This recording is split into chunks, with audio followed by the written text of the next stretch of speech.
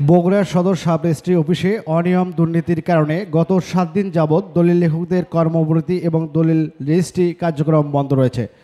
আজও দলিল লেখক সমিতির সকল সদস্যগণ চলমান আন্দোলনের অবস্থার অগ্রগতিকে বেগবান করতে সমাবেশ করে।